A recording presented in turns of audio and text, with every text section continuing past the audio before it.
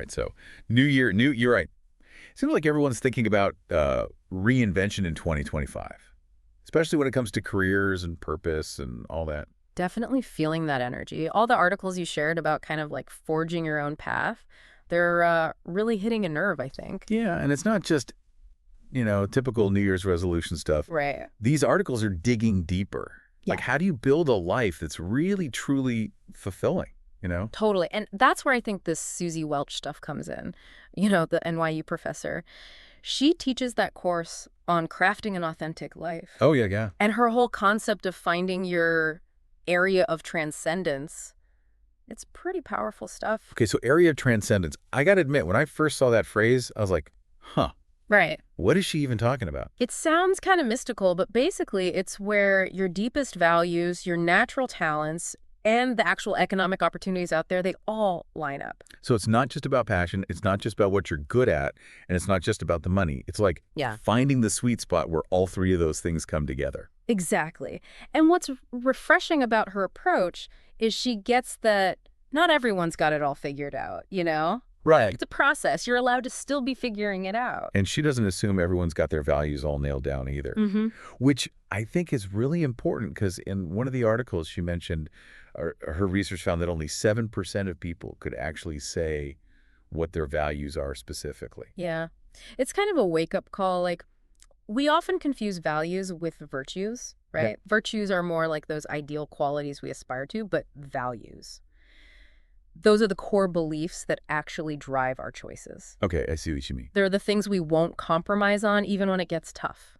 So it's like values are the things you actually live by, Exactly. not just the things you like wish you lived by. Yeah, and get this. Sometimes our values can even clash. Like, Welch gives the example of high affluence and constant fun. Those two don't always play well together unless, you've got unlimited funds. Right, right. Like something's got to give there. It's all about recognizing those trade-offs and making choices that align with what truly matters most to you. You know what I found really interesting was that story she told about her student who finally admitted that money was a huge driver for him. Oh, yeah. Like once he got honest about that, it totally freed him up to go after goals that fit with that value. It's a good reminder that there's no judgment when it comes to your values. What matters is owning them, even if they're different from what everyone expects. So how do we even uncover these values if we're not supposed to like automatically know them? It's kind of mysterious, you know? Well, Welch actually created a tool called the Values Bridge. It's essentially a test to help people pinpoint their top values. But here's the cool part. It also helps you identify your bottom values, the ones that really don't resonate with you. And it can even reveal potential value clashes that might be tripping you up. So it's like a shortcut to figuring yourself out, getting a clearer picture of what truly drives you. Exactly. And speaking of shortcuts, let's move on to aptitudes, which is the next part of Welch's framework. A lot of what we think we're good at actually comes from external sources, like our parents, teachers. Totally. But those perceptions aren't always on point. I mean, think about it. How many people end up in careers that have nothing to do with what they studied in college? Happens all the time. Welch even mentions that lots of folks don't discover their true talents till they're in their 40s. But luckily, there are ways to speed things up. Okay, tell me more. How do we tap into those hidden talents sooner? Welch suggests two main things. First, like with values, she's a big fan of aptitude tests. Okay. They give you a more objective look at your strengths and weaknesses, help you pinpoint those areas where you naturally excel. And didn't she mention like 8 specific cognitive aptitudes these tests can reveal? That's right. Each aptitude is basically a different way your brain processes info and solves problems.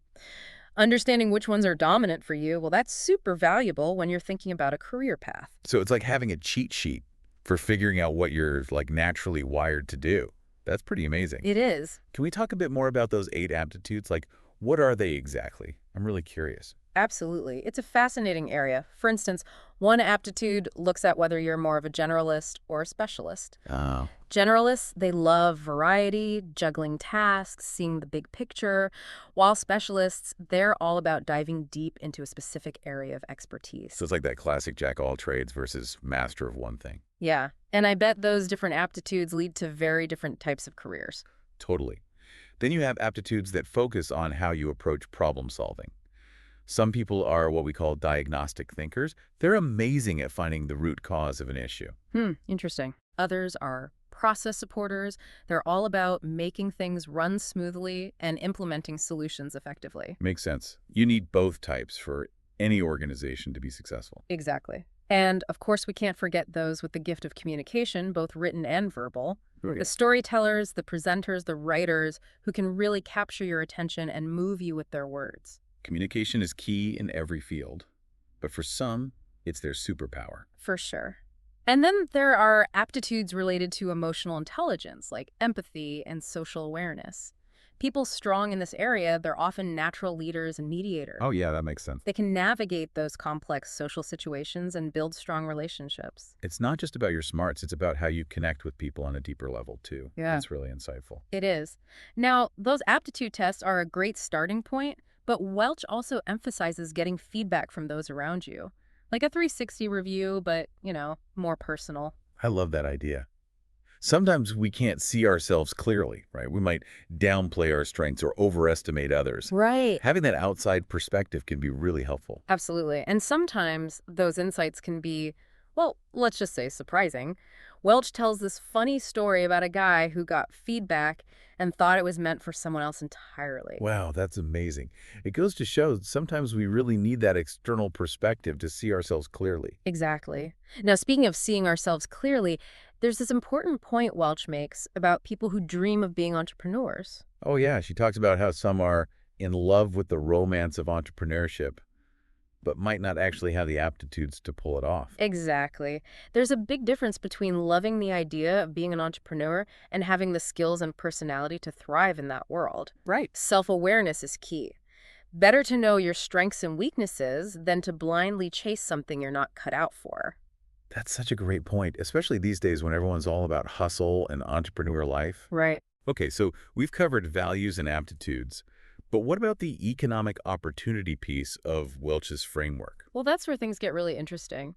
Welch wants us to think beyond the obvious career paths and explore the whole landscape of possibilities out there. Okay. She points out there are like 135 industries out there, not to mention all the entrepreneurial ventures you could create. Wow, that's a lot to consider. It is. It's easy to get stuck in a rut thinking about only the jobs we already know about.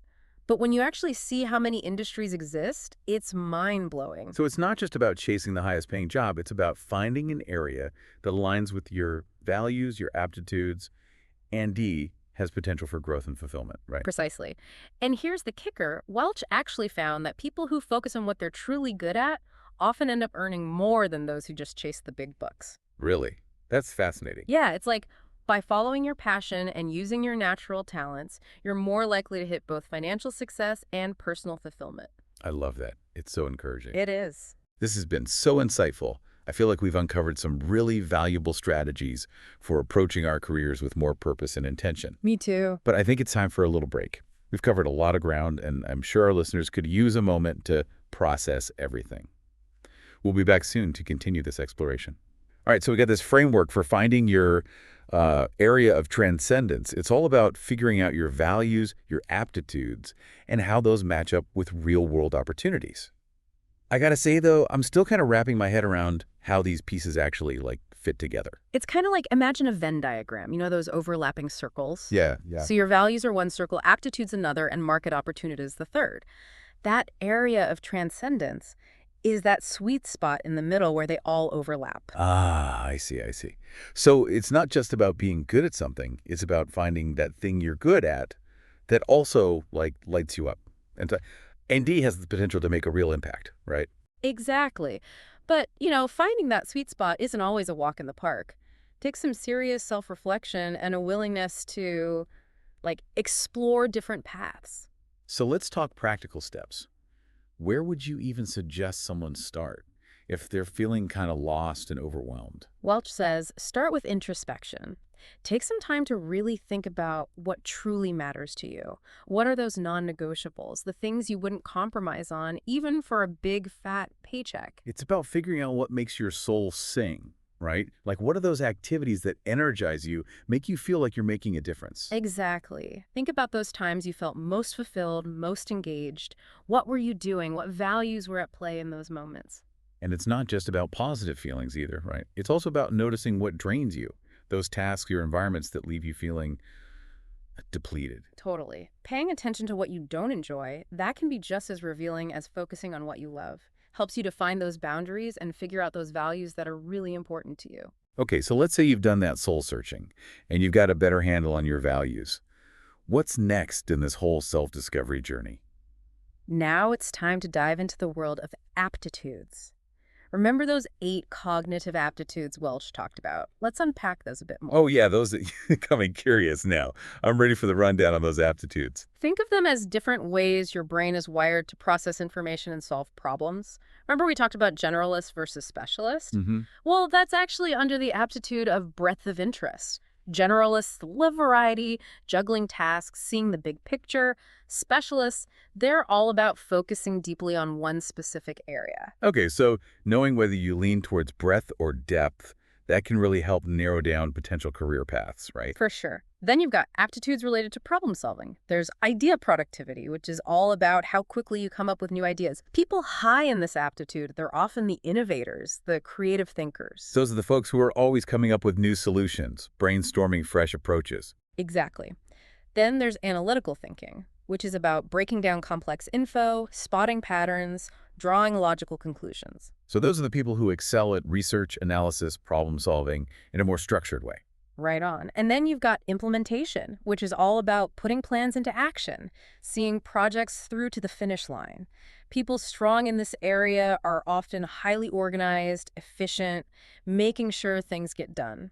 That's crucial in any role, but especially in like project management, operations, leadership positions. Absolutely. Then we have learning aptitude, which basically means how quickly and efficiently you pick up new info.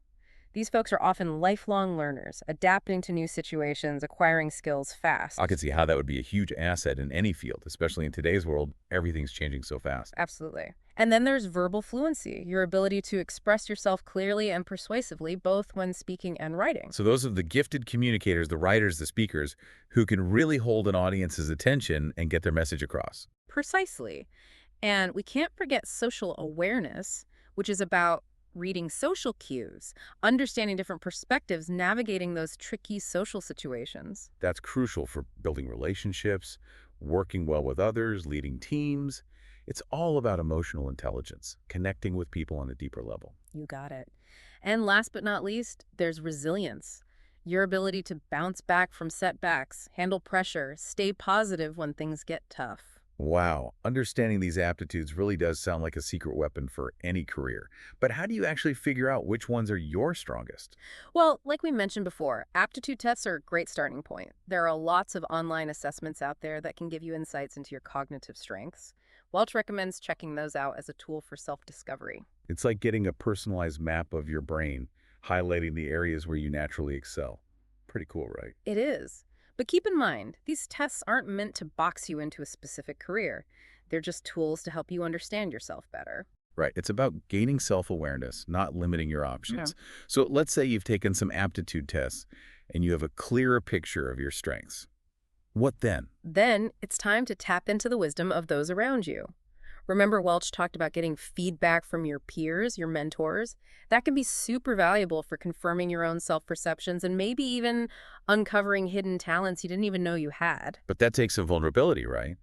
It's not always easy to ask for honest feedback, especially if you're worried about hearing something negative. Oh, absolutely. It takes courage to open yourself up like that. But the rewards can be huge. So how do you go about asking for feedback in a way that feels, you know, comfortable and productive? First, choose people you trust, people who really know you. Then be specific about what you're looking for feedback on. Instead of just asking, what am I good at? Try something more specific, like, what do you see as my greatest strengths? Or what do you think I could do to improve in this area? That makes sense. It's about inviting feedback that you can actually use to grow and develop. Exactly. And remember, feedback is a gift. Even if it's not always what you want to hear, it's a chance to learn and grow. Okay, so we've explored our values, dug into our aptitudes, and gotten feedback from our trusted circle. What's the final piece of this puzzle? Now it's time to connect all those insights to the world of economic opportunity. Remember Welch talking about 135 industries out there, plus all the entrepreneurial ventures you could create. It's time to explore those options and see where your unique talents and passions could really take off. That's exciting, but also kind of daunting. Where do you even begin with so many possibilities? Welch suggests starting with research. Look into different industries, their growth projections, what kind of skills they need. Think about which fields spark your interest and align with your values and aptitudes. And like you said earlier, all that info is readily available online. It's literally a few clicks away to get government data on all sorts of industries and their trends. Exactly. And don't limit yourself to those traditional career paths. Think about emerging industries, new technologies, what society needs that's constantly evolving. There are tons of opportunities for people who are willing to explore and be innovative. So it's like she's encouraging us to be pioneers, to create our own paths and build something new and meaningful. That's it. And remember, this isn't a one-time thing. It's an ongoing process, exploring and adjusting. As you gain experience, your values and what you want might change, and that's totally fine. It's about lifelong learning, constantly adapting and refining our goals as we go through life. Exactly. And the best part, the more you align your work with your true self, the more fulfilling and rewarding it becomes. This has been so eye-opening. We've really gained some practical strategies for approaching our careers with more purpose and intention. But I'm also curious, what are some common pitfalls people run into when they're trying to find their area of transcendence? Like, what trips people up along the way? Great question. One big one is getting stuck in what we call analysis paralysis. Yeah, that endless cycle of researching and overthinking, never actually taking action. Exactly. It's easy to get bogged down in all the details and feel overwhelmed by all the options out there. So how do we avoid that trap? How do we move from thinking to doing? Well, remember that saying, perfection is the enemy of progress. Classic. It's a good reminder that we don't need to have everything figured out perfectly before we start moving. Right. Don't be afraid to experiment, try things out and see how they feel. You might discover something you thought was a perfect fit actually isn't. And that's okay. It's all part of the process. Absolutely. Every experience, even the ones that don't work out, teaches you something valuable and helps you refine what you're looking for. So it's not about avoiding mistakes. It's about using them to learn and grow. You got it. It's about having a growth mindset, seeing challenges as opportunities to stretch yourself and learn new things. And don't be afraid to ask for help when you need it. We're not meant to go through this alone, right? It's okay to lean on our support system when we're feeling stuck or overwhelmed. For sure. And remember, setbacks are temporary. They don't define you or what you're capable of. It's about picking yourself up, dusting yourself off, and keeping going, believing in yourself. Yeah. But beyond resilience, what else can help someone stay on track and keep moving towards their goals? Having a clear vision for your future is huge. Think of it like a guiding star, a picture of where you want to be and what you want to achieve. Without that vision, it's easy to feel lost. Okay, so we've talked about some pitfalls like that analysis paralysis thing.